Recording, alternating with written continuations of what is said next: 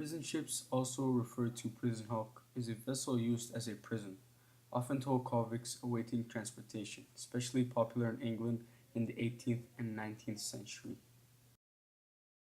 The purpose of the ships was to have a place for convicted felons to stay at until they were sent to their place of banishment, although they were later used as permanent prison cells.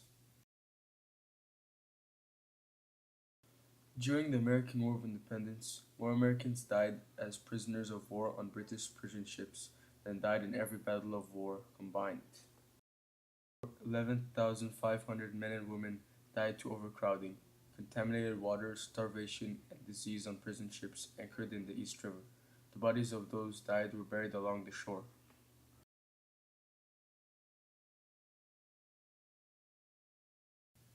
Involved removal of the rigging, masts, rudders, and various other features which were required for sailing.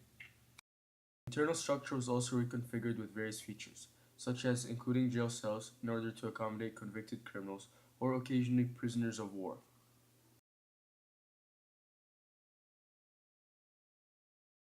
Convicts were usually housed below decks on the prison deck and often further confined behind bars. In many cases, they were restrained in chains and were only allowed on the deck for fresh air and exercise. Conditions were cramped and they slept on hammocks. Robert Sheffield of Stonington, Connecticut, escaped from one of the prison ships and told the story in the Connecticut Gazette. He was one of the 350 prisoners held in the compartment below the decks.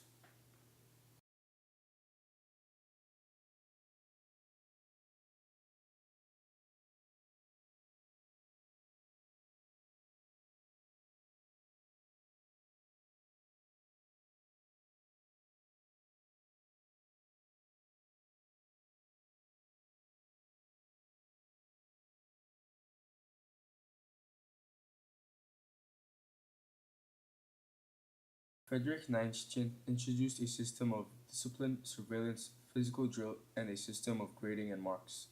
Every new prisoner was placed in a lowest grade, and through hard work and obedience, gradually won a restricted number of privileges. Charles Dickinson's novel Great Expectations opens in 1812 with the escape of the convict Abel Magwitch from a hulk moored in the Thames estuary. In fact, the prison ships were largely moored in the neighboring river, Medway, but Dickens combined real elements to create fictional locations for his work. Here is a brief description by Pip of Abel Magwitch, who was a convict who escaped from his prison ship. A man who had been soaked in water, stung by nettles, and torn by bears, who had limped and shivered and glared and growled, and whose teeth chattered in his head as he seized me by the chin.